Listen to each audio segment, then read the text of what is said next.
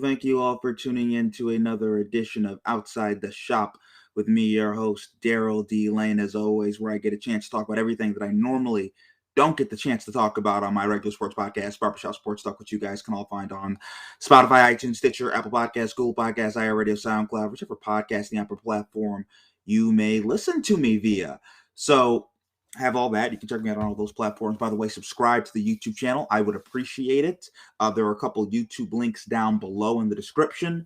One is Nick Saban, how he made a player cry. I still find that very funny. And another one is Deshaun Watson. I lay out my case why Deshaun should be playing tonight, and also get into that a little bit more on this show. So first, what we have is this Panthers versus the Houston Texans Thursday night football. So I'm going to give you guys keys to victories really quickly. So for the Panthers, the defense needs to win the game. Don't do anything stupid, Sam. Sam Darnold, don't do anything stupid. No fumbles, no picks. Matt Rule, don't decide to be an idiot and go for it on fourth down. None of that, right? Completely boring style of football. Basically do nothing. Sam Darnold, throw checkdowns. Be check down Charlie. Keep dinking and dunking all the way to heaven.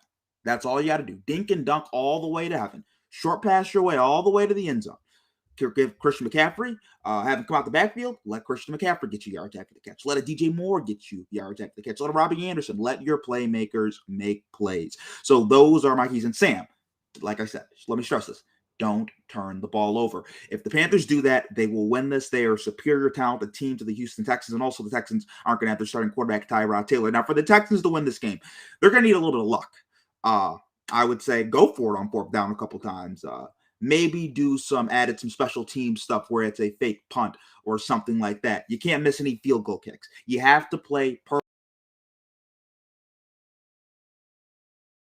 Davis Mills, rookie quarterback out of state. You can't make any mistakes. You can't turn it over. We all know that Davis Mills, he threw a pick in this last game against Cleveland Browns. You can't do any of that if you want to win this game. You have to play perfect. You can't necessarily make plays, Davis Mills, but you can't have negative plays, right? Like, I'm okay if Davis doesn't throw any touchdowns, but sure as well can't throw any picks. So you have to play that type of style. Run the ball. Run. It can be a run to 2 yards. It can be run it again 2 yards. That's 6 yards. Right? You run it 3 times, you run it. Fine. Play the field position battle. Run. Even if you rush it for 40 times, run the ball. Try to wear out the Carolina Panthers defense, and then you can start working off play action, do some stuff like that, but keep running. If this gets into a situation where you're behind the 30-14, stuff like that, and they can tee off on Davis, this will not end well for the Houston. So those are my keys for the Texans and the Panthers. At the end of the day, I'm going to go with the Carolina Panthers, and I'm going to say controlling score. I'll say, let's say 24-6. I don't think Houston's going to be able to get much going. The Carolina Panthers defense, they are for real. They have one of the best young defenses in the NFL, and they have really good guys in the secondary, linebacker core, and defensive line, all 3 levels of defense. So now let me get to this. I'm going to get to Deshaun Watson really quick. And if you also want to hear my other take on Deshaun, check on the description below, and you can check that on YouTube. But for this right now with Deshaun should be playing right now. I think it's a travesty to the teammates of the Houston Texans that they're not playing Deshaun. No reason why Deshaun Watson should not be playing in this game. I know there are legal issues that he has, but here's what I would say to that. There has been no indictment. He's not going to jail. He still can play. And they still have him on the roster. So there's no reason why he can't or he shouldn't. And also, here's the caveat. At the end of the day, if Houston believes that he is innocent of all the allegations, right, then you should play him. If you think he is guilty, I would say, why is he on your roster to begin with? If you really think he did something like that, why is he on your roster? Now, I would have to ask the Houston Texans that question. At the end of the day, you believe you can do. You also got to know the guy. But at the end of you believe he did nothing wrong, and you know he can help your football team. The AFC is very weak. You're going to play a really bad quarterback in Davis Mills, and Jeff Driscoll is going to be called up as the backup, both below replacement level quarterback at this point in time.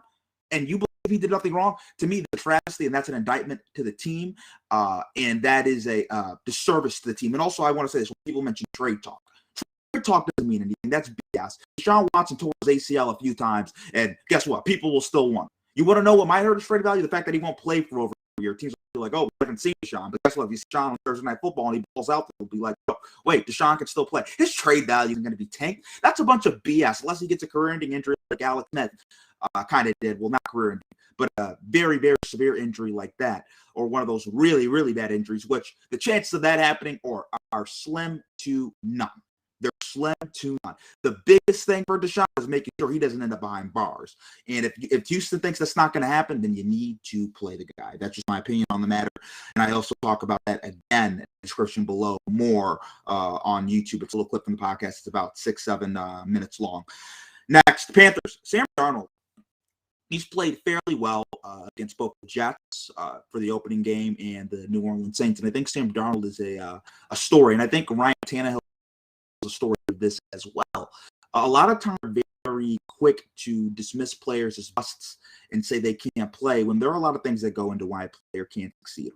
Right? It's like you look at why does a child not succeed? You have to look at the homes, right? If mom and dad don't care anything about school and mom and dad are just doing drugs all the time, then you wonder why little Sally or little Jimmy comes to school and they're smoking a bunch of pot and they don't care about school or why? Because it's home. Like the environment you're around, the people in place, the organization, the structure all helps. You look at employees, right? In any kind of work, right? If employees can come in late to work, right?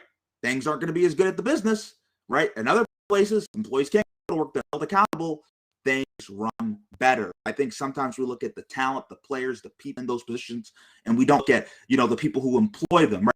The people who are supposed to be coaching them, the people who are supposed to be leading them. You look at Atlanta, was a bust in Miami. Now he's in Tennessee. Turns out the guy can play. You look at Sam Darnold. Seems like he was a bust with the Jets. Now he's with Carolina. Seems like he can play. The dude has some talent. He's not a scrub. If you give him weapons, he can play.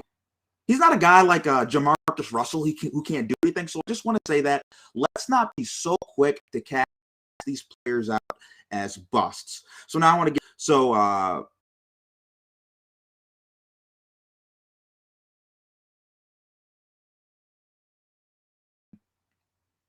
Oh, are we still here? Oh, I thought we lost the stream. I think the stream's still going on. Okay. So and this was kind of talked a little bit about by Alex Guerrero, and this is what he said. I'm going to read the quote here. The interesting thing I think here, and this is just me, an outsider looking in, it was like Bill never really, I think his emotions or feelings never evolved with age.